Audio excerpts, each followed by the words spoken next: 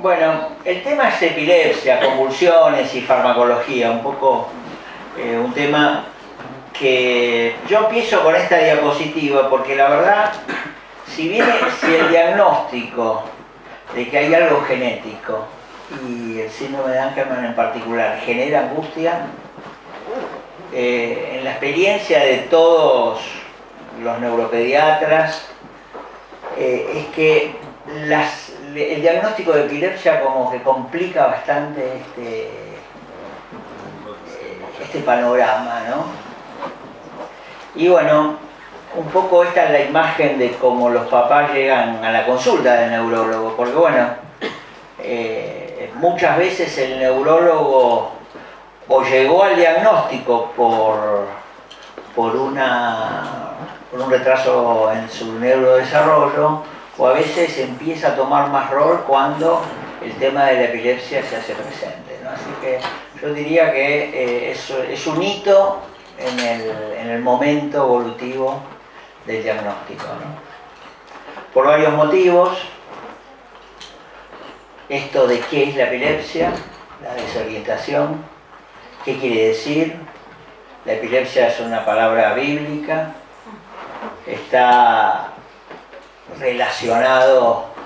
estuvo relacionado con el paso de los siglos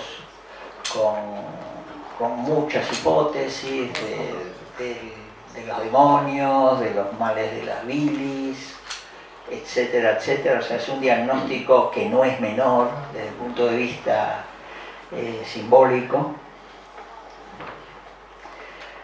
Agobiados porque se suma a lo anterior, es decir, sobre el tema madurativo, del lenguaje y demás. Ahora viene la epilepsia. El cuco que todos tenemos, o más que el cuco, la sensación de que una crisis convulsiva es algo parecido a la muerte. Hay muchos estudios que han sido hechos de interrogatorio de los padres saliendo de las consultas del neurólogo, y hicieron cuestionarios y qué sintieron los padres en ese momento, que se podía morir. Y ese es un sentimiento que, más allá de que después vuelven a ser igual que antes y uno como médico les explica y demás, esa sensación, ese miedo, ese sentimiento está ahí. La verdad que excede el raciocinio, ¿no?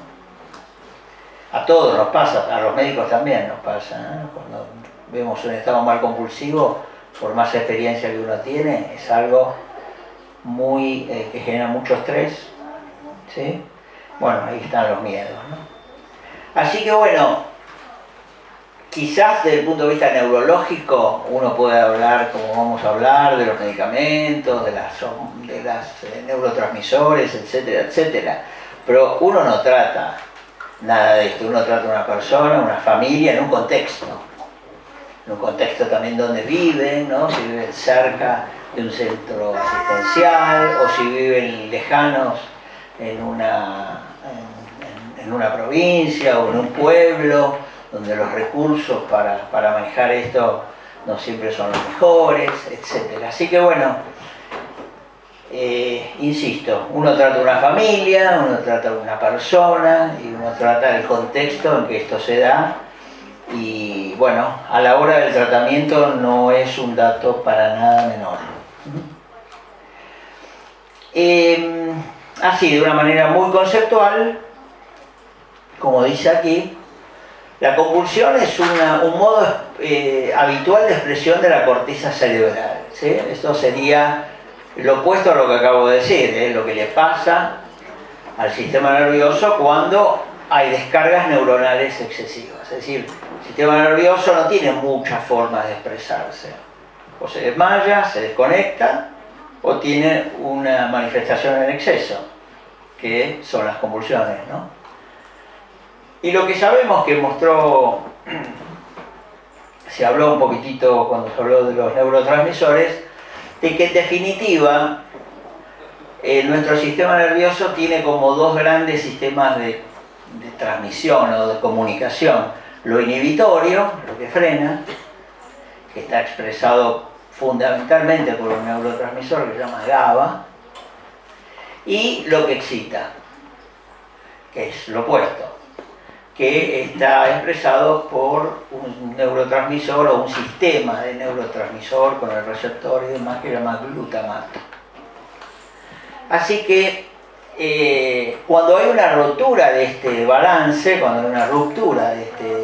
balance, puede ser porque falla el sistema inhibitorio, es decir, hay menos freno, por lo tanto hay más excitación, o lo opuesto, cuando hay más excitación y el freno no alcanza. ¿Sí? O sea, cualquiera de los dos mecanismos genera una ruptura de este equilibrio. Si uno pone los enchufes, la mano en un enchufe, eso es una convulsión porque hay un exceso de descargas. O si hay alguna droga que es excitatoria, también puede haber una convulsión. Todas esas convulsiones nosotros las llamamos como síntomas de algo conocido. Por eso no hablamos de epilepsia, y hablamos de convulsiones. Ahora, lo que le pasa a los niños con síndrome de Angelman son convulsiones repetidas en el tiempo, en los cuales fallan los mecanismos ya propios de frenado o aumento excitatorio. Entonces, la probabilidad de tener descargas en el tiempo nosotros la llamamos epilepsia. O sea que epilepsia es tener más de una crisis, ¿sí? No provocada por un factor externo. Esa es la definición. Porque si a alguien le baja el azúcar o alguien, insisto, tiene un traumatismo, eso no quiere decir que sea una epilepsia, sino una convulsión como un síntoma de algo actual. Mientras que esto es un desbalance de algo que trae.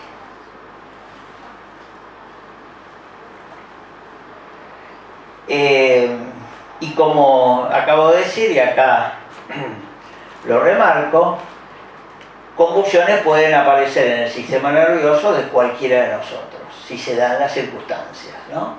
Se hace un poco como la película de Clooney, ¿no? La tormenta perfecta, si se asocian todos los factores, cualquiera de nosotros puede tener una convulsión.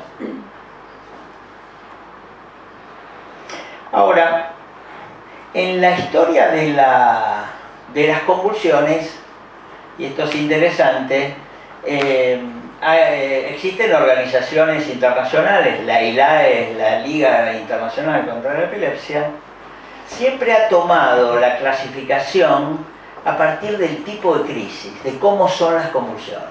Eso nos da un indicio de qué parte del cerebro está teniendo lugar esa descarga. Por ejemplo, si se mueve esta parte de mi boca, quiere decir que en la parte contralateral de mi cerebro, donde está el área motora que controla este movimiento, que decir que la descarga empezó ahí. Nosotros cuando es algo, por ejemplo, simple, movimiento de la boca o de la lengua, lo llamamos convulsiones motoras simples, ¿sí? Eso es bastante típico en algunas epilepsias de la infancia, como la benigna de la infancia, que los niños al dormirse tienen sacudidas de la boca y de la comisura y a veces no pueden hablar, pero están conscientes. Por eso se llaman simples. Solo afectan un aspecto del funcionamiento del sistema nervioso. Recién me preguntaba una mamá, su hijo en el video se ve, y también me lo comentaba acá Valeria, de que tienen parpadeos. O sea, el parpadeo, ese tipo de movimiento lo llamamos mioclonías, es un tipo de crisis. En vez de ser motoras simples, ahora son TAC, mioclonías, como pequeños sobresaltos. Es otro tipo de crisis, o otro tipo de movimiento que puede ser convulsivo o no convulsivo, puede ser epiléptico o no epiléptico. Dicho sea de paso, los niños con síndrome de Angelman tienen movimientos anormales. Tienen temblores, tienen alteraciones en la marcha, tienen mioclonías, es decir, no todos los movimientos anormales son epilépticos. Y esto es uno de los grandes desafíos. ¿Cuáles de los movimientos anormales pueden ser de carácter puramente motor o pueden ser de tipo epiléptico? Decimos que son de tipo epiléptico cuando comprometen el funcionamiento de la corteza cerebral y sus conexiones con una parte más profunda que llaman ganglios basales. Eso es epilepsia. Sí. Una preguntita, ¿el bruxismo puede ser también un tipo de epilepsia? ¿Cuál? El bruxismo, ¿con qué cruz pendiente? Solo no. Durante el sueño el bruxismo es típicamente un movimiento automático. Ahora se lo despierto. No por el sueño. Lo que puede haber, no sé si es bruxismo. Nosotros bruxismo llamamos a un movimiento como de que se muerde como la boca, ¿no? Ahora, hay crisis que son automatismos. En general son más de chupeteo, de sacarse la lengua. Y suceden, es el otro tipo de crisis, que ya no es crisis simples, como la decimos, sino que hay cierta alteración de la conciencia. Nosotros a esas las llamamos motoras complejas. O sea, las motoras simples, que no alteran la conciencia, y motoras complejas o crisis complejas, donde hay cierta perturbación de la conciencia. Es decir, no están desmayados, pero tampoco tienen un grado de conexión como la habitual.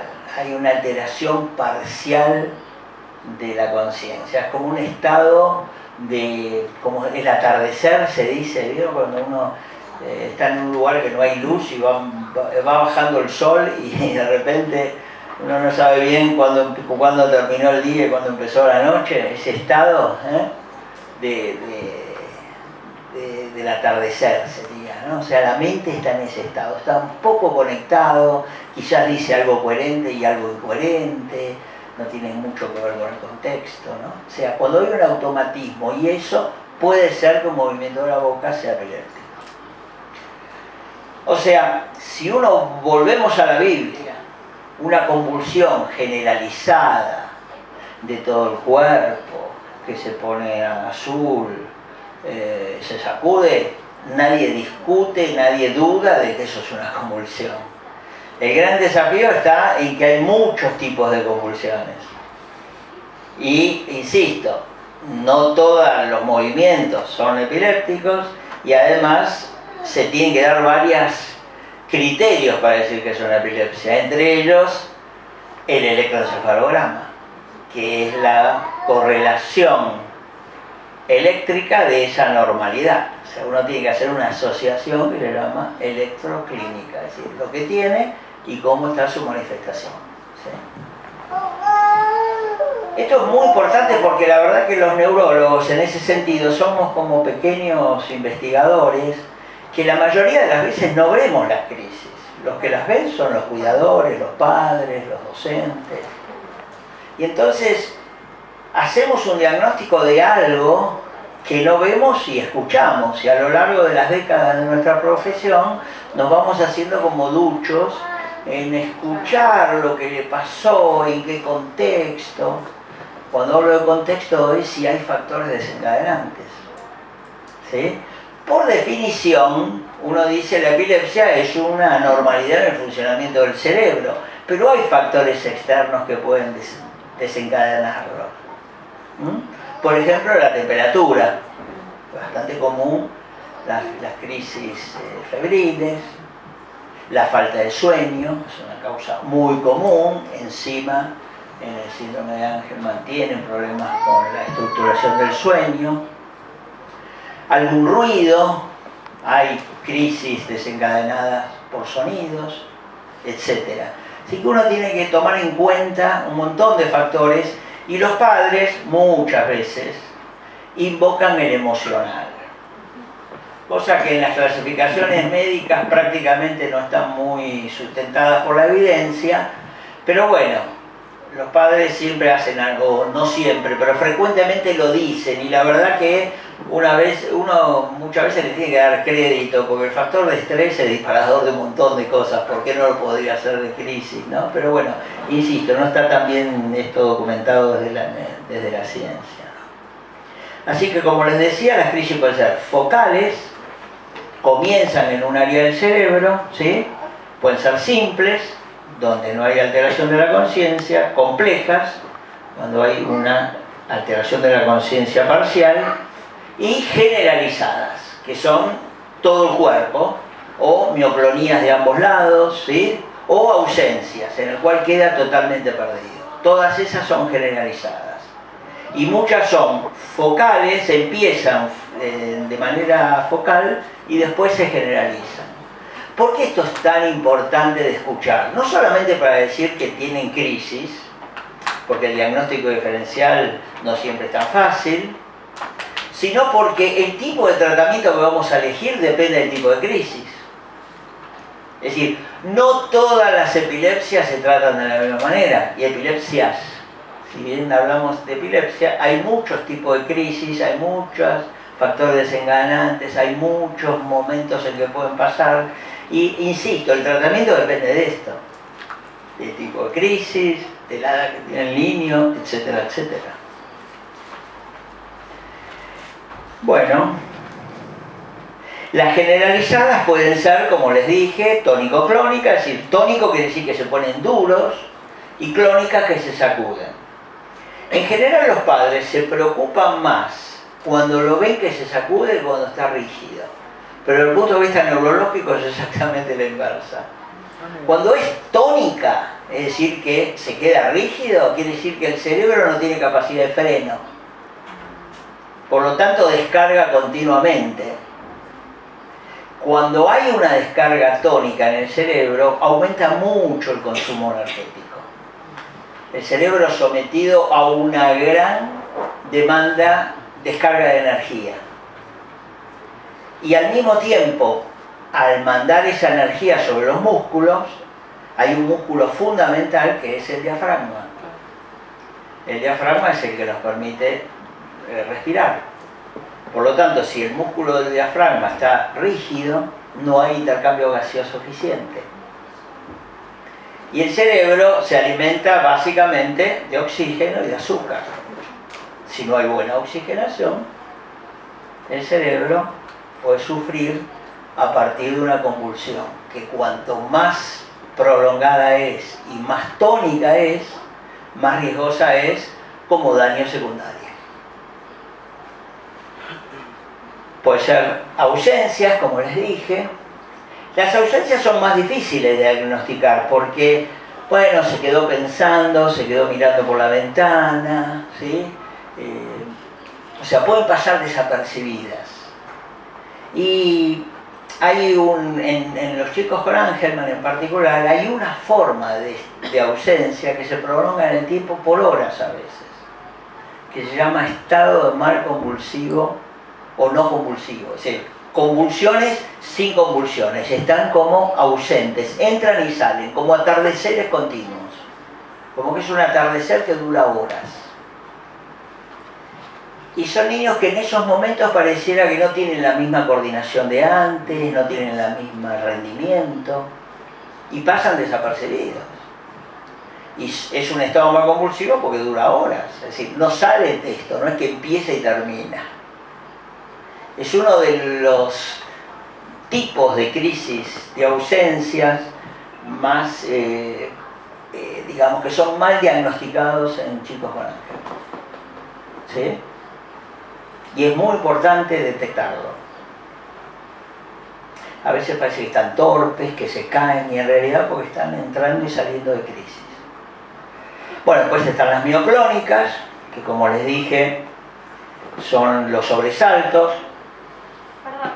que pueden ser sustos o pueden ser mioclonías palpebrales, sí. Estas ausencias, sí, si hacemos un electroencefalograma sí, claro, 24 perfecto. horas, te saca. No, en una de 2 horas lo tenés ahí.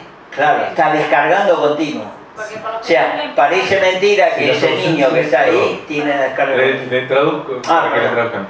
Si las ausencias Se detectan en un electroencefalograma. Se detectan en un electroencefalograma. Totalmente, claro.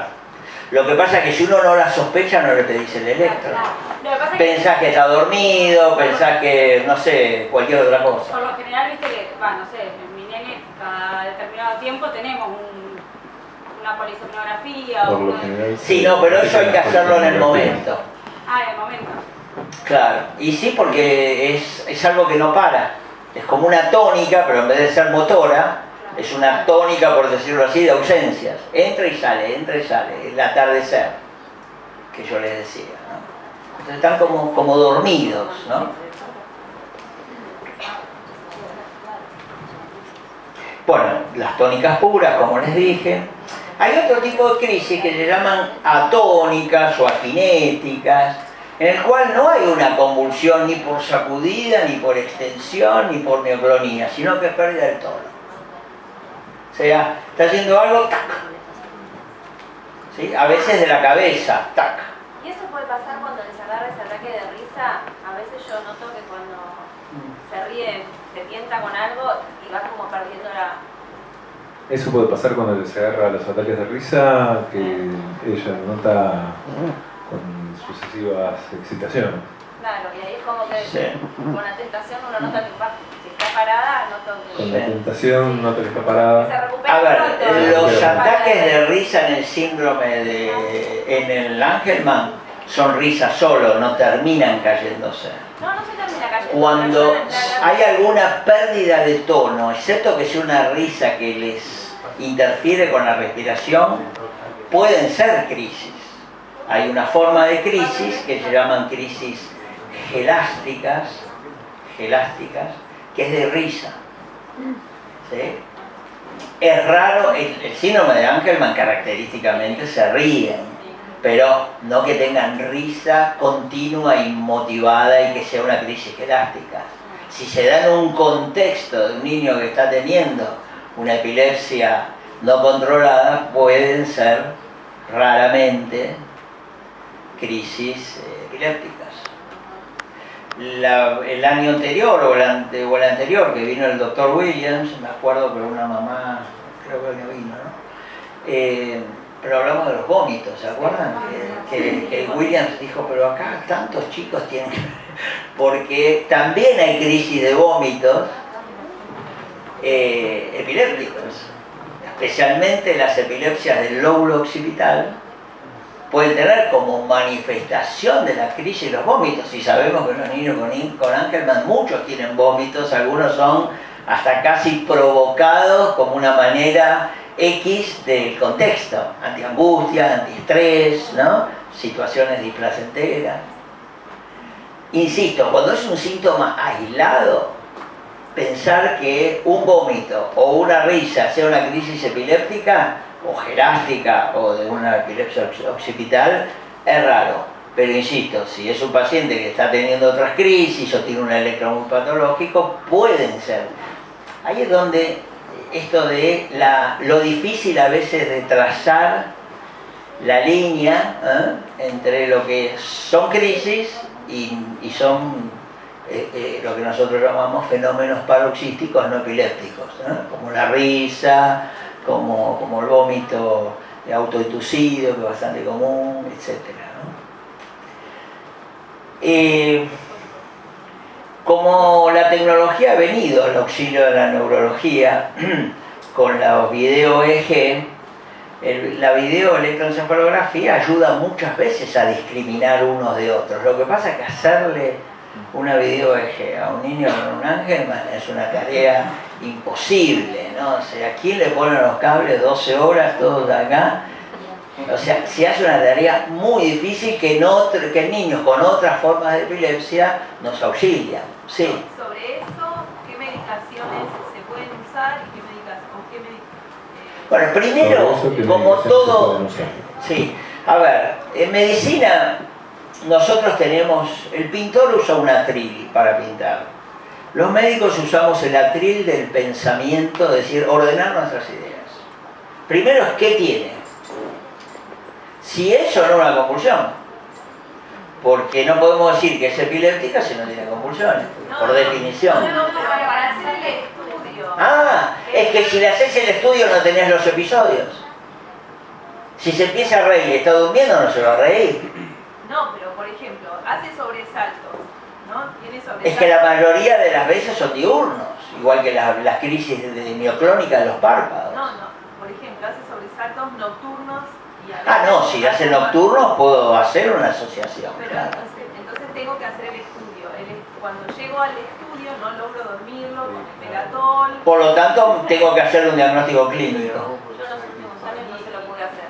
Claro, no se pueden hacer el electro. No es nada. Se puede Bajo medicación, a eso me Pero es que si haces una medicación, o interferís el electro o no ves el episodio. La videoelectroencefalografía, la virtud que tiene, que es ver el episodio, que es el video, y el electro va viendo qué pasa en la corteza cerebral. Entonces ahí podés relacionar podés hacer una relación causa-efecto.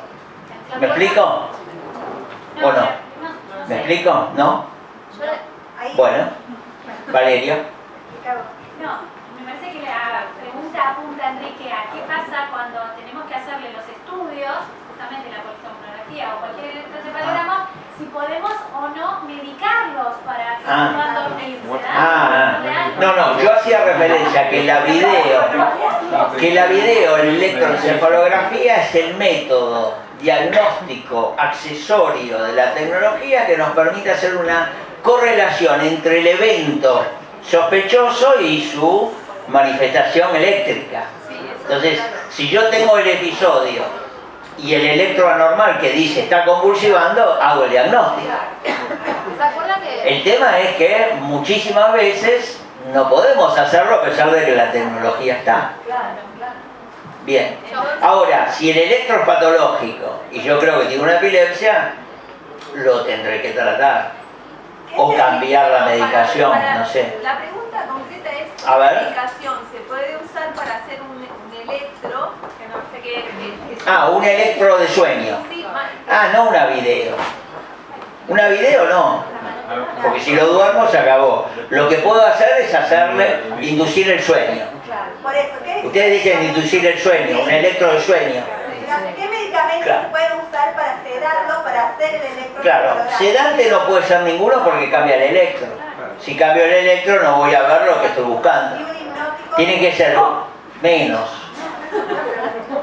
¿Sí? O sea, una anestésica o un hipnótico no. Lo que puedo usar es o melatonina en dosis altas, que no altera el electro, o hidrato de cloral, que es una medicación que tiene un efecto sedativo sin alterar el electroencefalograma. Ninguno de los barbitúricos, ni clonazepam, ni clobazam, ninguno de esos, porque todos esos alteran el electro. Por lo tanto, no voy a encontrar lo que puedo estar buscando y quizás está, pero no visto porque la medicación lo está alterando. ¿El Benadryl? ¿No hay problemas? Bueno, el Benadryl tiene dos propiedades. Bueno, tiene una ventaja, que duerme. Tiene una desventaja, que es activador cortical. Por lo tanto, puedo ver un electro peor de lo que está por Benadryl. O es peor, puedo tener una crisis por Benadryl. ¿Sí? Por lo tanto, no es la medicación ideal. Si uno quiere una medicación que no altere el electro ni exacerbe la crisis, insisto, melatonina en dosis altas, si es que este niño la está recibiendo en 3 miligramos, le damos 6 o le ponemos 9, o hidrato de cloral. Sí. Sí, una pregunta. A veces pasa que los chicos no nos dan ninguna señal de que tienen convulsiones, pero en el control neurológico frente a un electro se ve que hay un montón de electrodas normales y un montón de descargas. Quizás la pregunta es, aunque los chicos con síndrome de Angelman no veamos visiblemente sus convulsiones, ¿cada cuánto estaría bueno hacer un control neurológico y bueno, ¿y en qué edades prestar más atención? Bueno, vuelvo al principio. Si no tiene convulsiones, no tiene epilepsia. Y lo dijo muy bien Ben. El electro anormal es parte del diagnóstico, como genético, no quiere decir que tengan epilepsia, tiene un electro anormal, que es parte de su endofenotipo. Si el fenotipo es lo externo y el endofenotipo es el electro, por eso él puso como biomarcador. No es para diagnóstico de epilepsia. Es decir, tiene que tener crisis. Si no tiene crisis no es epiléptica. El tema es que a veces las crisis no son tan fáciles de identificar. Quizás yo me estoy metiendo en un berenjenal, pero es lo que pasamos todos los días. Tiene un electro anormal, no alcanza para decir que tiene epilepsia. Porque ya el diagnóstico de Angelman nos dice, como dijo bien B, que casi todos tienen electros anormales. Es uno de los criterios diagnósticos. Sí. Pero si alcanza para medicar, No, tampoco. medicamos como epilepsia, no medicamos electro. No medicamos electro, medicamos epilepsia. Crisis. That's right. Sí. Pero tenemos que esperar que pasen las circunstancias. No, bueno, ahí está la sagacidad, el índice de sospecha, bueno, ahí está el arte del clínico, de decir esto que tiene, y también algo que todos lo decimos, es decir, nadie diagnostica lo que no conoce, ¿verdad? O sea, ¿cuántos niños con síndrome de Angelman han ido a muchas consultas y no lo diagnosticaron? Porque nunca vieron ninguno. Después que viste más de un niño con síndrome de Angelman, es muy probable que el próximo que venga es más fácil de hacer el diagnóstico. Y con epilepsia lo mismo. Si yo no sé que una de las formas frecuentes de crisis en los niños con Angelman es el estado de mal no convulsivo, de las ausencias, puede pasar de largo. En cambio, si lo ve a alguien que está en el tema, es más probable que lo diagnostique. Ni te cuento de que haya ido al neurólogo porque tuvo una convulsión y le dieron oxcarbazepina o le dieron Sabril y empezó a tener más crisis, porque sabemos que esos medicamentos empeoran la epilepsia en el síndrome de Angelman. Entonces pasamos de una convulsión focal a un estado mal convulsivo, empeorado por los medicamentos anticonvulsivos, que son buenos para las convulsiones, pero no para la epilepsia en el síndrome de Angelman. ¿Me siguen o les voy complicando demasiado la historia? ¿No? O sea, vuelvo a que si uno sabe que este niño tiene una crisis atónica, sospecho que puede tener una encefalopatía epiléptica y le dan Sabril, vigabatrina. Bueno, acá había una familia hace un ratito, acá está la mamá, fue lo que le pasó. El neurólogo que lo vio, excelente, de primera, cordobeses. Pero claro, no sabía que tenía síndrome de Angelman. Entonces agarró y le dio lo que le tenía que dar. ¿Qué pasó con tu hijo? Empeoró. O sea, una contradicción. Hay una epilepsia que empeora por anticonvulsivantes.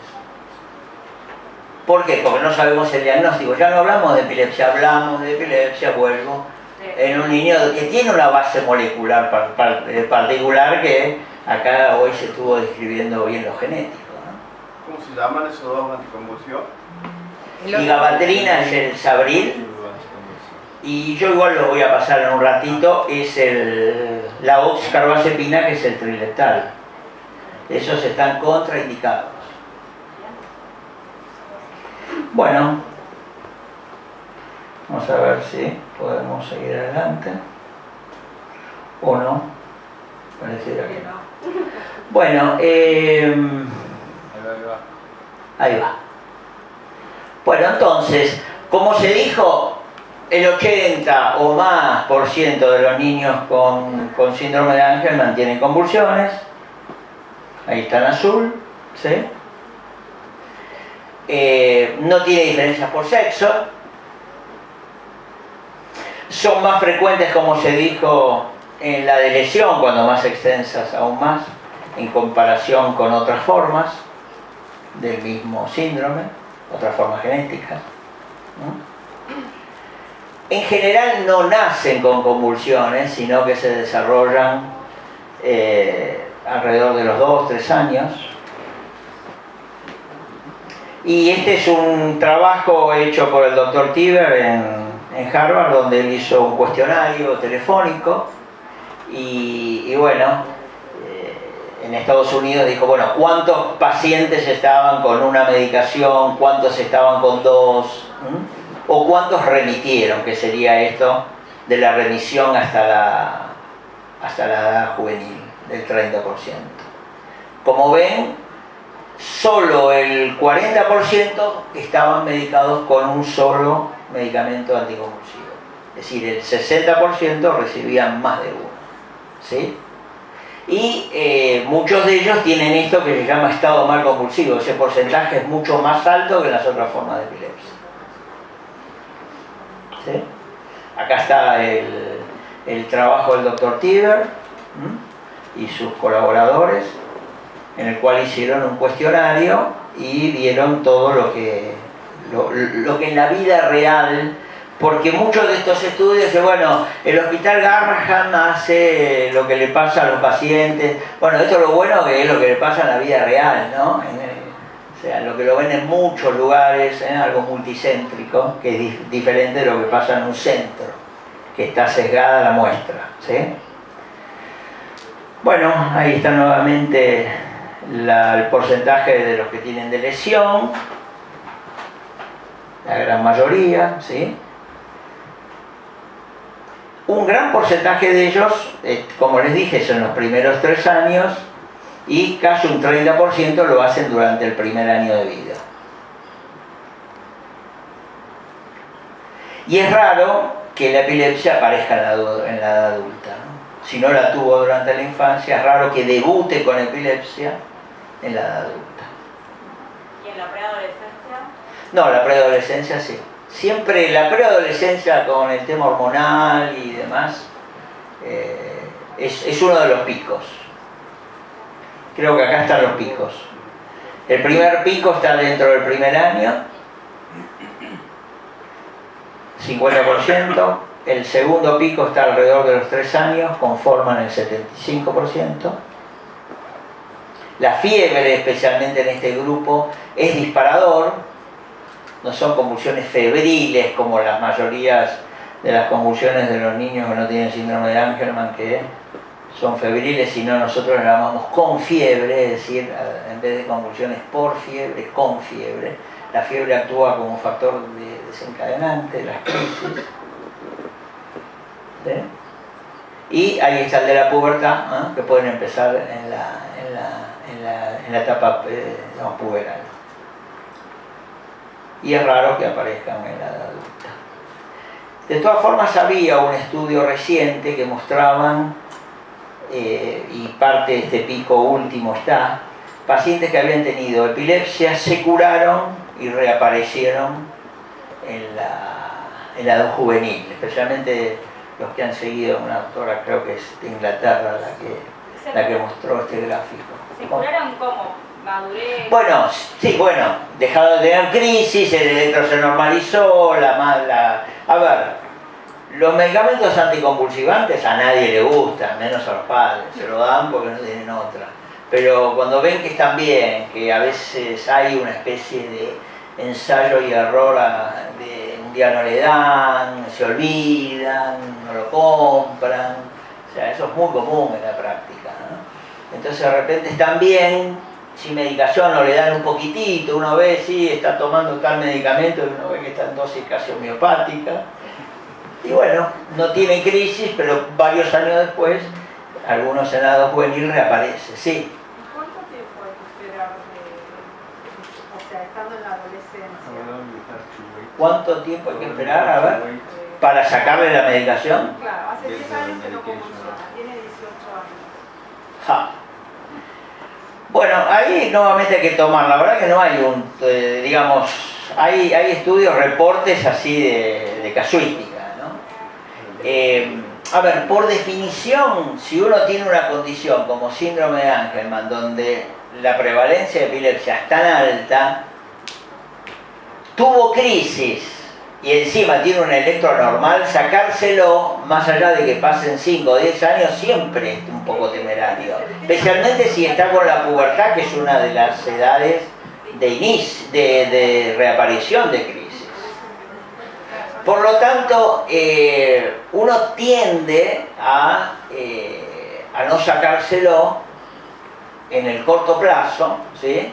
Excepto, insisto, que el electro sea muy normal y que tiene varios electroencefalogramas normales y que el chico ya hace más de 5 o 10 años está sin crisis. Se lo podemos sacar.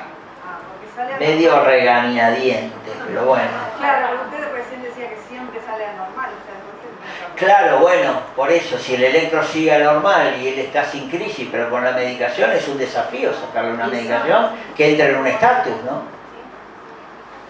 No hay una prueba, ¿de acuerdo? Pero si tiene un electro anormal y tuvo crisis, el riesgo de recurrencia es muy alto. Y cambiarle la medicación. ¿Y para qué? Porque está tomando ácido valproico. No, pero eso es otra cosa, eso. Como triples afecta mucho. No, pero eso es otro tema. Eso se lo puedo sacar más allá de que tenga o no crisis, pero yo sigo pensando que tiene una epilepsia. No sé si soy claro. O sea, cambiarle la medicación sería porque yo creo de que tiene una epilepsia y el medicamento que toma no es el mejor para él, pero sigo pensando que requiere medicación. Todas las formas de epilepsia que responden a un mecanismo epileptogénico, como es la condición genética y este desbalance entre el GABA y el glutamato, nos ponen del lado de ser más cautos a la hora de suspender la medicación, ¿no? Se decía tradicionalmente 5 años. En el último congreso de la Academia Americana de Epilepsia, nadie decía que tenía que ser menor de 10 años, ¿no? Hicieron una votación lleno de epileptólogos, 1000 y pico. Bueno, ¿cuándo le saca una medicación a un paciente? 10 años. 10 años sin crisis. Sin crisis. Bueno, entonces, en el síndrome de Angelman hay muchos tipos de crisis. Repasamos, pueden ser las neoclonías, pueden ser las crisis tónico-clónicas generalizadas, las ausencias. Pueden tener algunos síndromes epilépticos conocidos de la epilepsia, como es el síndrome de West o el síndrome de Lennox. Por suerte no son la mayoría. Y pueden tener algunos síndromes epilépticos que son bastante característicos del Angelman, como este estado no convulsivo, que están como con ausencia, ¿no? Ahí puse lo de los vómitos. Hay focales, la de los vómitos, la de la desviación de los ojos con las mioclonías palpebrales. Cuando hay desviación ocular, tira más para epilepsia. Ahí hablamos los de la risa. Es raro que una crisis de risa sea epiléptica, pero bueno, nosotros conocemos ese tipo de crisis que existen, habrá que ponerlas en un contexto. El estado mal convulsivo y este que yo les digo, el no convulsivo, ¿no? Que, insisto, es bastante característico del síndrome y es frecuentemente no diagnosticado correctamente. ¿Sí? Y el 30% está asintomático de su epilepsia, no quiere decir que hay que sacarle la medicación, está asintomático con la medicación. Ahí está el estado mal, especialmente no convulsivos, prolongados, confusión, ausencias, mioclonías erráticas, ¿no? Están como en un estado de que entran y salen, ¿sí? A veces presenta como una encefalopatía, tienen pérdida de las funciones cognitivas, de la marcha, hay como regresiones, y ahí hay que detectarlas porque se tratan con anticonvulsivantes. No hay que buscar otra cosa. Voy a hablar, el ácido valproico está descrito que especialmente en niños con síndrome de Angelman le da deterioro en la marcha. Eso está bastante bien descrito. Chicos que incluso han dejado de caminar por ácido valproico. Así que bueno, y el ácido valproico en sí mismo puede dar una encefalopatía por valproato, ¿no? O sea que cuando está con ácido valproico es como que tenemos que estar con un índice de sospecha alto de que quizás lo que le está pasando no es por su epilepsia, sino por la medicación que está tomando. Al mismo tiempo, como vamos a ver en un rato en ese estudio de Harvard, el ácido valproico es la medicación más utilizada clásicamente en el síndrome de Angelman, ¿no? Porque es una medicación en general eficiente para controlar las crisis, ¿no? Y hay otro estado, que creo que un poco la pregunta del estudio da, que se llama estado de mal durante el sueño lento. Es decir, durante el día tienen o sea, como una regresión o un enlentecimiento en sus pautas, como venían avanzando. Y hacemos un electroencefalograma durante el sueño y descarga, todo el tiempo hay descargas de punta onda. Casi el 80% del sueño está contaminado por descargas epilépticas, ¿no? Se llama síndrome. ¿No acompañado de movimientos? Nada. Se llama así. Estado mal durante el sueño lento. Fue descrito por un italiano, Tassinari, y bueno, sabemos que es una de las causas de regresión, porque la manifestación es diurna, madurativa y cognitiva, no epiléptica, puede tener alguna que otra crisis, pero el sello está en este hallazgo durante el electroencefalograma de noche. Ahí está, ¿sí?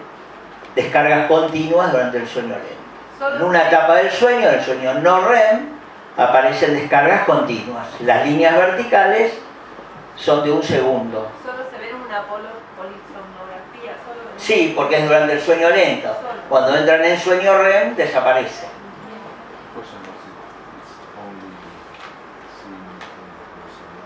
Bueno, nuevamente lo del biomarcador. Como el electro es usualmente normal, a veces sin crisis, no podemos usar el electro como criterio único de epilepsia, porque si no tenemos que medicar a todos.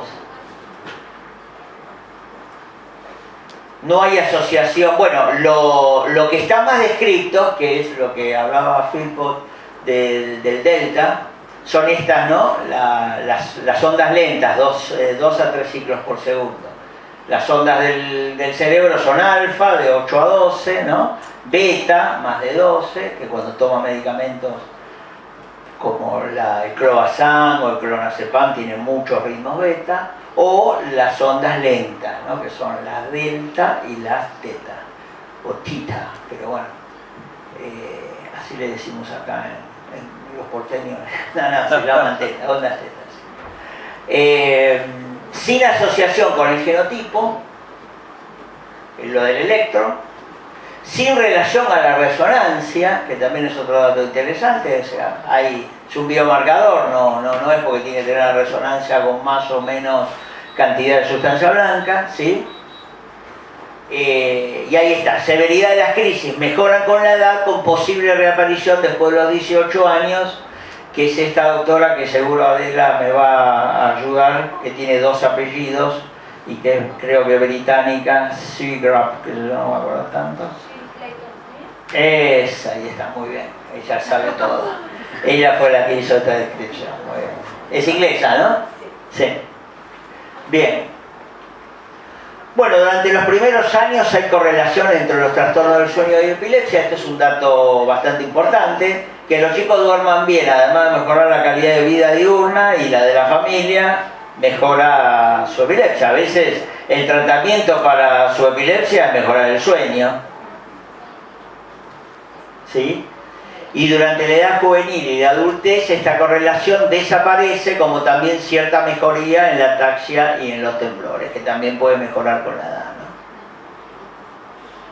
Bueno, esto es lo que fue, ahí está lo del biomarcador, que ya lo explicó Philpott, Esos son las descargas típicas del síndrome de Angelman, Han sido descritas hace mucho tiempo, Ahí está una descripción del año 97, es algo clásico. Es más, hay algunos epileptólogos que se dedican solo al electroencefalograma y han hecho estudios así, tipo doble ciego. Le dan un electro y le dicen, a ver qué puede tener, y dice Angelman. O sea, no me acuerdo el trabajo, pero es muy elegante, porque el neurofisiólogo hizo el diagnóstico por el electro, porque es bastante característico. Eso es lo que quiero decir, ¿no? Que no es un electro muy frecuente en otras formas de encefalopatías o de otras epilepsias, ¿sí? Bien, ahí está, nuevamente esas ondas lentas, rítmicas, más bien frontales. Bueno, esto ya lo explicaron muy bien hoy, pero bueno, el desbalance excitatorio e inhibitorio tiene varios mecanismos.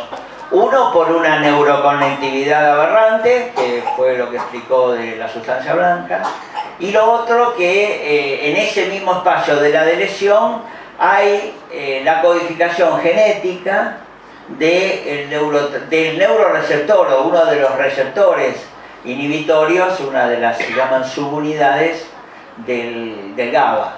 Es decir, que como que tiene lógica que la epilepsia y el electro anormal sea tan prevalente, ¿no?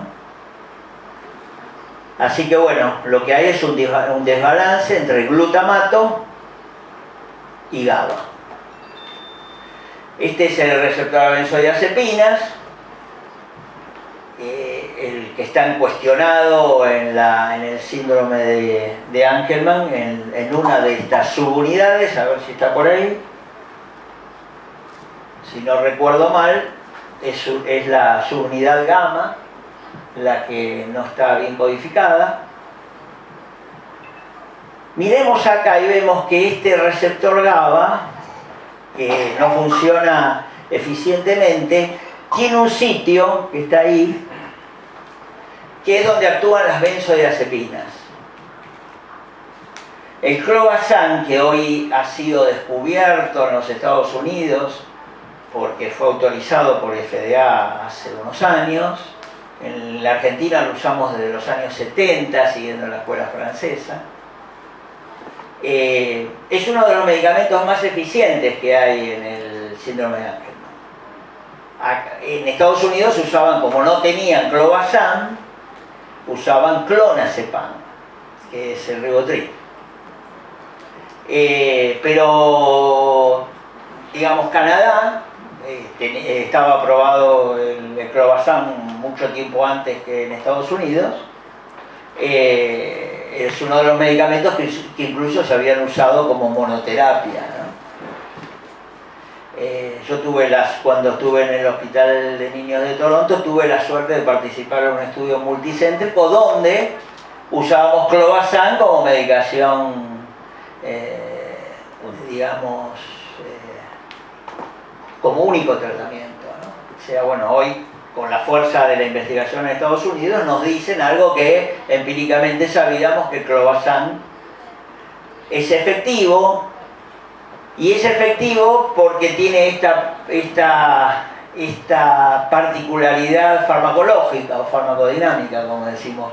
Está disfuncionado el sistema GABAérgico, es lógico que un fármaco que de alguna manera modula este receptor favorezca el control de crisis, ¿no? Ahora, si uno va a un neurólogo que no conoce de Angelman, es menos probable que le dé solo clobazam como medicamento anticonvulsivo, porque en el resto de las epilepsias de la infancia no lo usamos de esa manera, como tampoco usamos clonazepam, ¿no? Por lo tanto, el conocer el diagnóstico hace alguna diferencia, ¿verdad? Por el tipo de crisis y por el tratamiento. Bueno, así que bueno, a ver si es ese el que pasaba atrás. Bueno, entonces la hipótesis de la epilepsia es porque hay una normalidad GABAérgica, inhibitoria, y por esta neurocognitividad aberrante. Los dos forman parte de lo que acá se denominaron, se están buscando los biomarcadores, ¿no? Bueno, Angelman y epilepsia. Las drogas antiepilépticas que más se utilizan son las de amplio espectro, ¿no? y el 50% en ese cuestionario usaban 2 o más drogas antiepilépticas, pero ninguna fue sometida a lo que llama un ensayo clínico a doble ciego, a ver cuál funciona mejor que otra, como hacemos con otros síndromes epilépticos. Ha sido más una cuestión de ensayo y error, lamentablemente. ¿Sí? En el cuestionario de Harvard, el 62% estaba con ácido valproico. ¿Sí? Estos son niños medicados en Estados Unidos, donde, bueno, lo han visto epileptólogos muy reconocidos, ¿no? Que dicho sea de paso, es bueno para la epilepsia, lamentablemente no es tan bueno por los efectos colaterales para otros aspectos, como puede ser el motriz o en la marcha, pero como anticonvulsivante es bueno. Recordemos que también el advenimiento del levetiracetam es más reciente. Sí. Una pregunta, por ejemplo, si el Keppra funciona, el levetiracetam funciona más o menos bien, pero el valproico funcionaba mejor, pero funcionaba mal en temblores y otras contraindicaciones. ¿Se podría mezclar esos dos como para hacer una terapia? Sí, la mayoría de los efectos colaterales del ácido valproico, no todos son dosis dependientes, ¿no? O sea, hay algunos que tienen que ver por idiosincrasia, que nosotros decimos, ¿no? Es igual que la alergia. Si yo soy alérgico a la penicilina, no me tienen que dar 5 millones de unidades para, ¿no? Con que me den un poco de penicilina termino en terapia intensiva, ¿no? O sea, tiene que ver con la respuesta al fármaco. Claro, pero por ejemplo, sí. El valproico funciona perfecto. Y no tiene efectos colaterales. Tiene efectos colaterales. ¿Cuáles? Entonces, temblores en las manos. A ver, entre temblores en las manos y epilepsia intratable, es peor epilepsia intratable. Siempre hay que elegir el mal menor, ¿no? Sí. Si este paciente solo responde a ácido valproico. No, ponele que empieza a responder al Keppra. Ah, no, entonces le saco el valproico. Claro, pero el Keppra no funciona igual que el... Le sumo clobazam. Y el clobazam no funciona. Entonces le agrego ácido valproico. Y le saco los otros dos. Y la monoterapia es lo mejor. Y sí, nos pasa. Nos pasa porque uno indudablemente intenta aquello que sea el mejor balance entre todos. Es decir, que sea muy buen anticonvulsivo. Que sea, a ver, yo acá voy a hacer una aclaración. Y creo que en los trabajos de los tratamientos siempre lo enfatizan y también en este último parte de la pregunta que le hicieron respecto a los tratamientos. Es decir, tratar la epilepsia es en el fondo tratar posible deterioro neurológico asociado a la epilepsia. No son solamente las crisis. Y si va a haber un tratamiento, Dios quiera que pronto, para Angelman, cuanto mejor estén los niños, mejor va a ser el resultado de ese efecto. Porque el efecto nocivo de las epilepsias, cualquier medicamento que salga, por más exitoso que sea, no retrotrae el daño secundario. ¿Es verdad? ¿Me explico? Así que no solamente hay que hacer tratamiento, intervenciones terapéuticas buenas, sino tratar la epilepsia, porque la epilepsia genera deterioro por sí misma. ¿Se puede mezclar el Keppra con el valproico? No. Sí, claro, pero si tiene efectos de alergia, por decirlo así, que sería el temblor y demás, no es dosis dependiente. ¿Qué diferencia hay con el divalproato de sodio? Lo mismo. Es lo mismo. El divalproato permite su administración en 2 tomas, incluso en una, en la forma XR. Mientras que el ácido valproico común, cada 6 u 8 horas, para ser efectivo.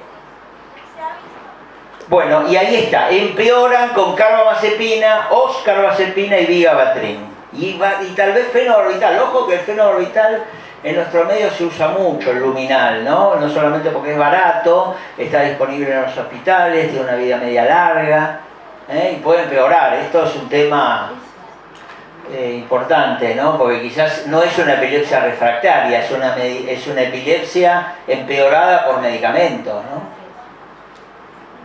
¿Sí? Y bueno, después, que ahora lo vamos a poner, es esta dieta cetogénica de bajo índice glucémico que también es otra de las opciones nuevamente del grupo Harvard. ¿Y del cannabis todavía nada? ¿Sigue todo igual? Bueno, ahí están, ya voy a cannabis, si tengo 10 minutos voy. Por ahí están las que están prohibidas, ¿no? Que serían las de abajo, vigabatrin, fenobarbital y carbamazepina, ¿sí? En rojo.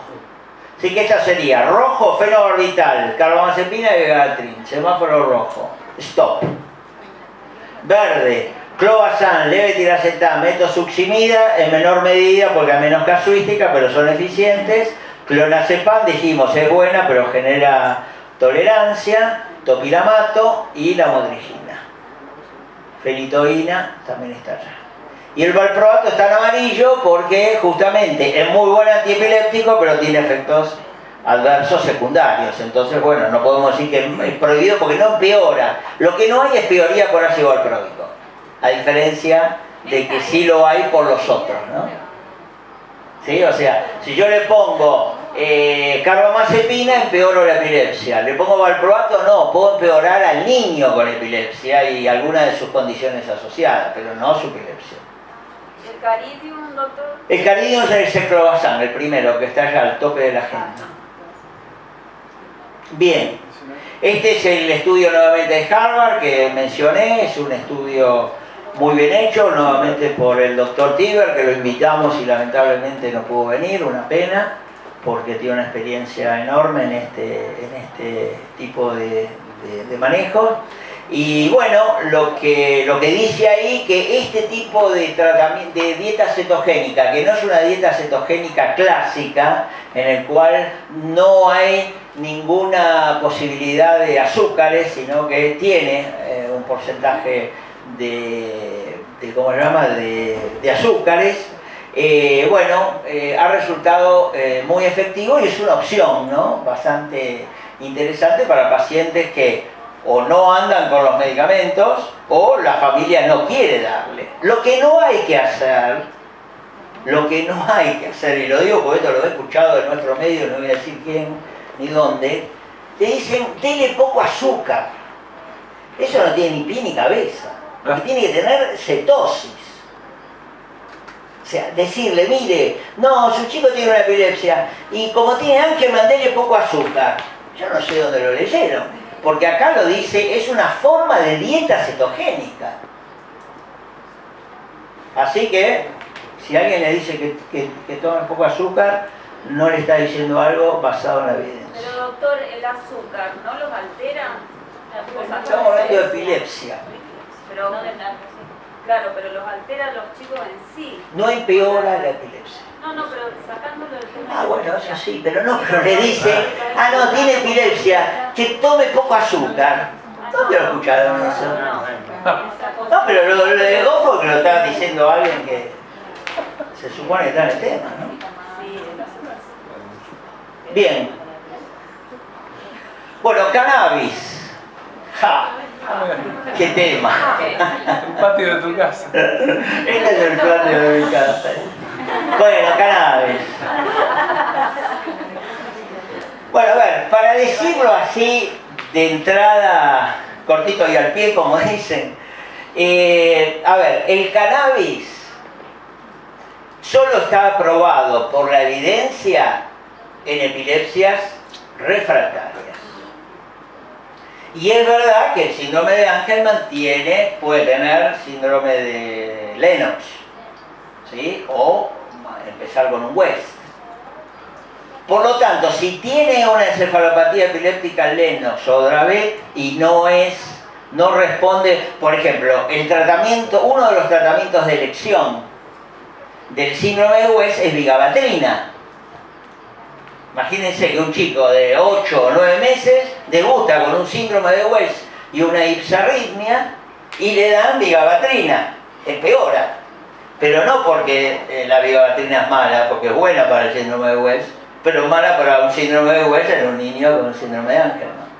Por lo tanto, deberíamos darle corticoides, ACTH o algún otro tratamiento, ¿sí? Fíjense la importancia de tener el diagnóstico molecular, ¿no? Genético, porque si yo trato de la epilepsia, lo empeoro a pesar de que está bien tratado con vigabatrina, ¿no?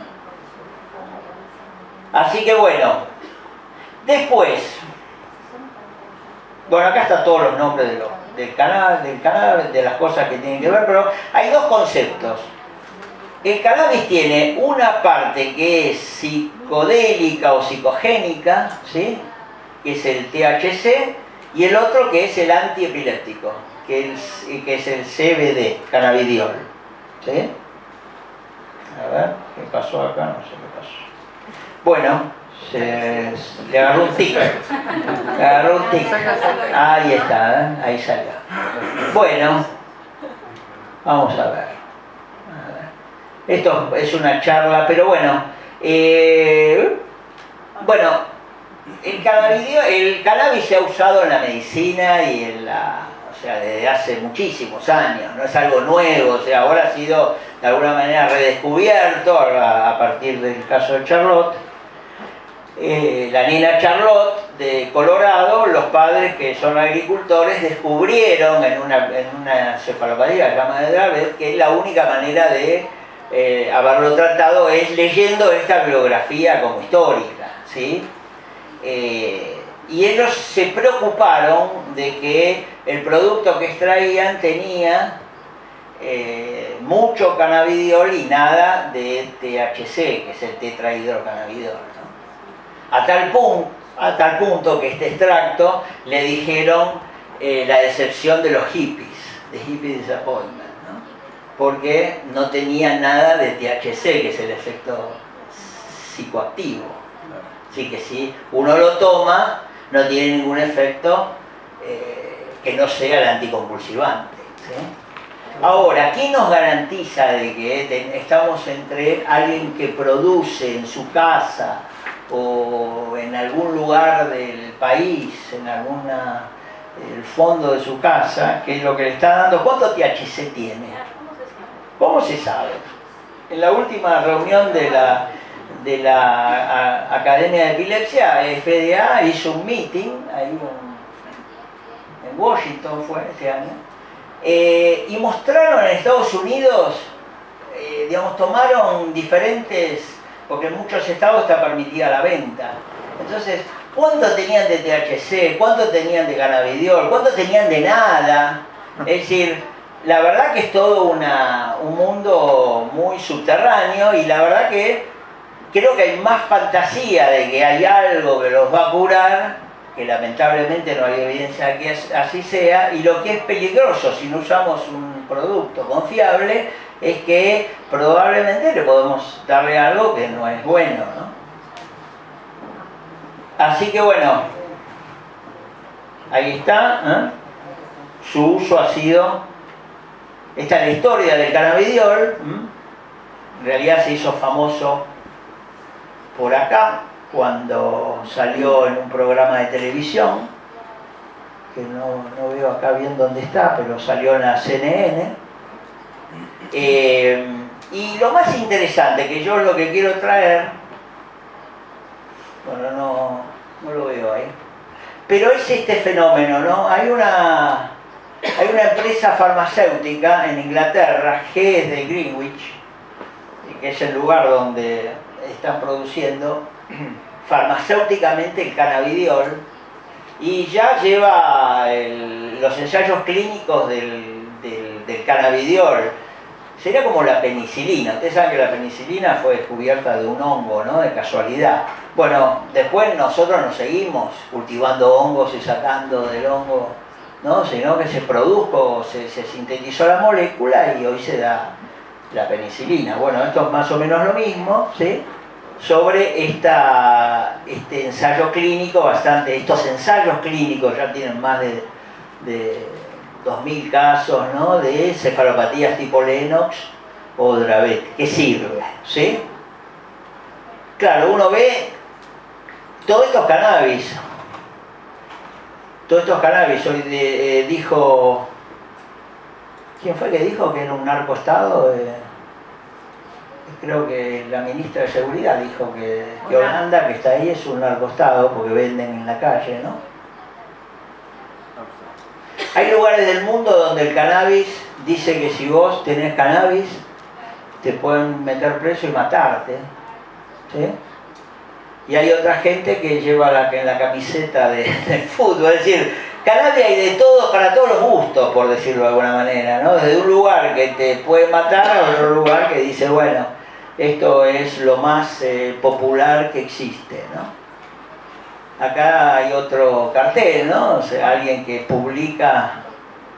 Es decir, cuando uno ve esto, la sensación que tiene es que estamos en un terreno donde hay que tener mucho cuidado, ¿sí? O sea, mi recomendación es solo en los casos, bueno, mi recomendación no, porque mi recomendación como persona tiene poco peso. Lo que dicen las organizaciones médicas es que el cannabis tiene la indicación en encefalopatías epilépticas y epilepsias refractarias severas que no han tenido tratamientos por otros medios, especialmente síndrome de Lennox y síndrome de Dravet en especial, donde sí se ha demostrado su eficacia, ¿no?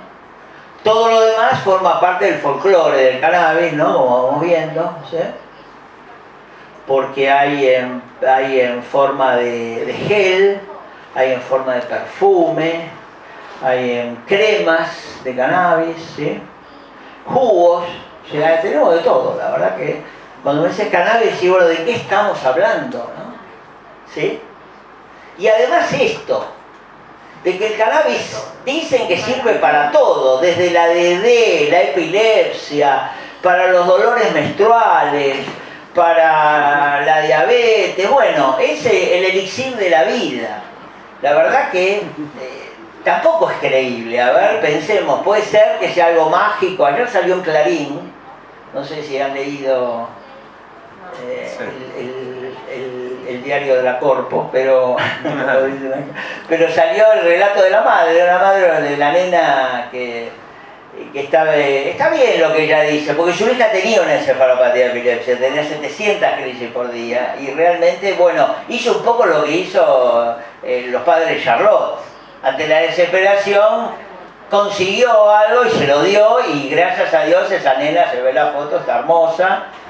Pero bueno, de ahí extrapolar de que lo que le pasó a Charlotte o a esa nena puede ser utilizado para todo este universo de síntomas como nautismo, hay muchísimo nautismo, ¿no? Entonces, bueno, no, insisto, la recomendación es que es un tratamiento a tener en cuenta en determinados contextos y circunstancias, no para cualquiera, ¿no? The Green Hope, ¿no? La esperanza verde, ahí está, ¿no? Bueno, incluso, fíjense, lo traje a propósito, el caso de alguien que le dieron cannabidiol y terminó intoxicado con epilepsia refractaria, y que mejoró después que le sacaron esos aceites y le dieron la forma purificada del cannabidiol, que sí sirve. Es decir, es un terreno sumamente peligroso, e incluso uno entra en internet y hay ventas por Mercado Libre, venden, y hay gente que... Bueno, yo no entré, pero es lo que me dicen los padres, ¿no? De que hay lugares que venden... Esto es un mercado totalmente oscuro, ¿no? Bueno, ahí está el de la CNN, ¿no? Esa es la historia del cannabidiol. Este es el momento, en el 2013, que este periodista muy famoso, ¿sí? Un poco prendió la historia del ¿cómo se llama? Del cannabidiol, y yo creo que el futuro está acá, en el Epidiolex, que es el producto que está cerca de ser aprobado por FDA, y en el cual tiene muchos, digamos, trabajos bien llevados a cabo. Ahí están los pósters, si uno quiere entrar en la página de esta empresa, GW, que están todos sponsoriados por el Instituto Nacional de la Salud, el NIH, están todos muy bien hechos, doble ciego, están perfectos, la verdad. Todos los congresos de epilepsia se van publicando. Parece que tiene un lugar indudablemente importante, ¿no? Bueno, podemos hablar muchas cosas de lo que hace el cannabidiol, pero básicamente el cannabidiol actúa, digamos, no es mágico, y así como el ácido valproico o las benzodiazepinas, actúa a través de algunos de los receptores, de los canales iónicos más que receptores, los de potasio, así que tiene un mecanismo lógico. El cerebro tiene receptores para cannabidiol, así como tiene receptores para el opio, así como tiene receptores para tantas cosas. ¿Qué hace nuestro cerebro que tiene receptores de una sustancia como la marihuana o el opio, ¿no? Ya está.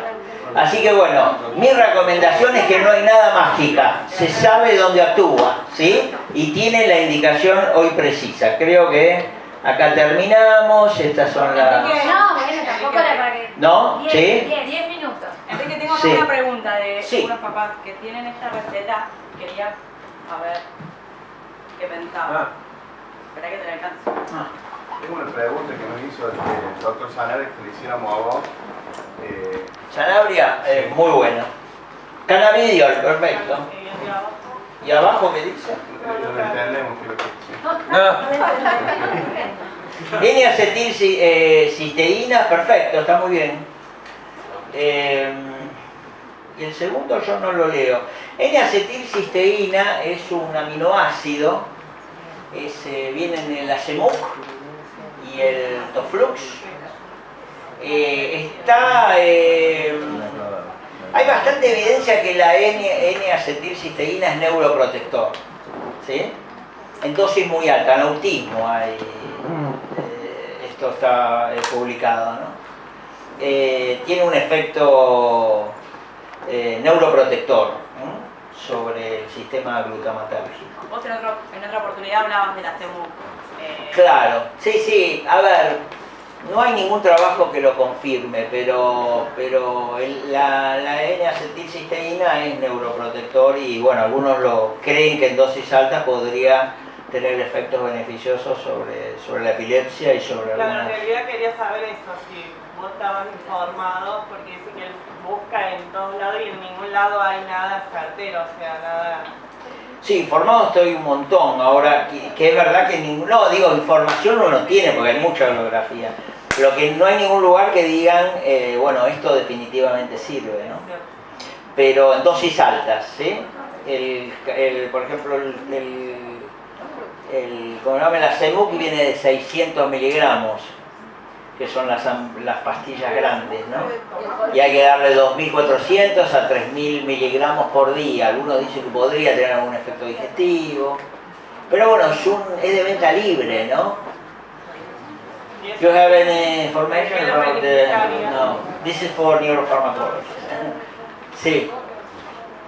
Así que bueno, como diría la abuela, si no matan gorda, ¿no? O sea, quizás dárselo, digamos, no es el cannabis, ¿sí? Y respecto a cannabidiol, no hay cannabidiol, porque es lo que acá puso, está perfecto. Pero es ¿cómo se llama? El de Greenwich, que todavía no salió al mercado. Se supone que este año puede salir, hacia fin de año dicen algunos, ¿no? Lo cual va a ser un boom de ventas porque mucha gente está esperanzada. Sí. So we're actually studying cannabidiol now in Angelman syndrome mice. We're funded from the Angelman Syndrome Foundation to do that. And the results are too early to report, but están haciendo un trabajo. No, dice que están usando cannabidiol en animales Angelman. And the results are too early to report, but it looks like it might be something similar to Dravet syndrome, where there's a very fine dosing window, because at the concentrations that help with seizures, they also lead to sedation. So there seems to be a very fine window to try to find a concentration that both helps with seizures and doesn't hurt with sedation. So that's something we're trying to look at in mice to see if there's actually a therapeutic opportunity or not. But we don't know. But for a seizure or for? For seizures. So we're inducing seizures using a GABA A antagonist to induce the seizures. And then usan un antagonista del GABA, si bloquean el GABA, por lo tanto no hay inhibición, hay crisis y usan cannabidiol a ver si es efectivo. Y dicen que hay una ventana de oportunidad muy pequeña de dosis para que no produzca sedación. But we worry And it's about this. better to do with any other drug, for example, clobazam, or it's better than... Yeah, we're not doing a comparative study No. against the other ones. Right now, we're just focused only on cannabidiol, just to see, because there's so many parents who are interested Yeah. in it. It's driving the research Yeah. because people want to Sí. try it. So, Sí, dice que como los padres están interesados, ellos están llevando a cabo un trabajo que no es... Pero claro, si uno mira esto, ¿no?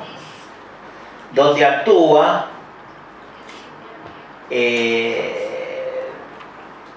podría tener cierta lógica por donde actúa el cannabidiol. A ver que estaba por acá atrás antes, ¿no? ¿no? Acá, ¿no? O sea, que podría tener cierta lógica en el tipo de receptores y de terminales, podría tener, ¿no? El cannabidiol podría tener cierta lógica por cómo actúa, ¿no?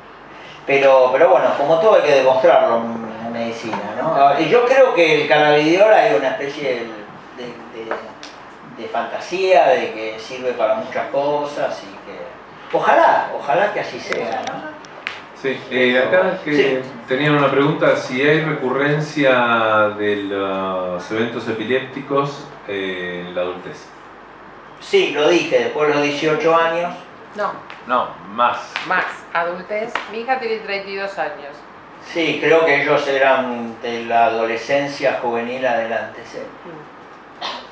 Porque había estado totalmente equilibrada. Y a los 30 años tuvo, sí. Y ahora empieza a tener efectos con el ácido valproico, Claro. de deterioro de la marcha. Claro, sí, está escrito eso, sí.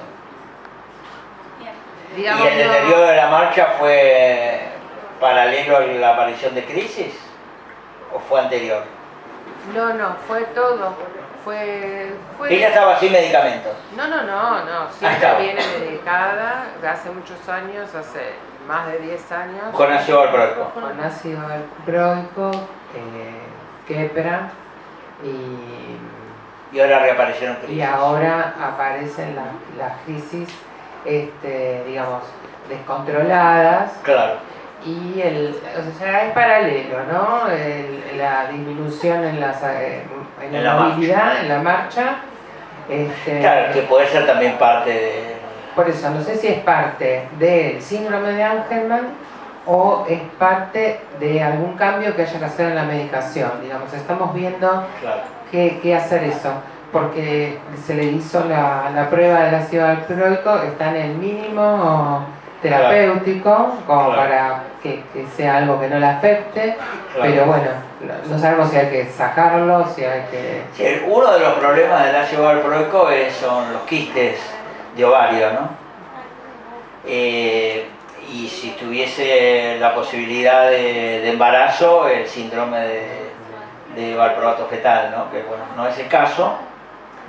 Pero bueno, como que hoy, especialmente en las mujeres, está contraindicado ya, más allá de... porque puede producir ovarios multiquísticos, algunos con ruptura. Hay casos bastante serios de ovario quístico que terminan en cirugía. Por lo tanto, estando el quepra, no tiene sentido en una mujer darle ácido valproico. Y si está en dosis baja, bueno, más que nada sacárselo y ponerle más quepra, levetiracetam, ¿no? O clobazam. ¿Puede producir cefaleas? No, es una de las indicaciones de la migraña.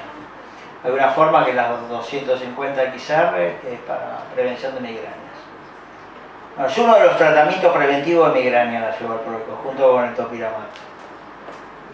Muchas gracias. Así que no, migraña no. Pero digo, en ese caso, sacarle el ácido valproico. Lo que sí es cierto que si deterioro de la marcha por ácido valproico se revierte. Eso también es importante, ¿no? Última pregunta. Se hace varios años que no tiene crisis. ¿Cuántos? 25 por lo menos. Sí. ¿Qué edad tiene ahora? Ella tiene 12 y está medicada desde los 3 con valproico. Es nena. Es nena. Se puede ir bajando la dosis hasta sacársela y después en el caso de esperar que aparezcan crisis y ¿El electro es normal? Y normal de Angelman. No es muy normal el ángel. No, bueno.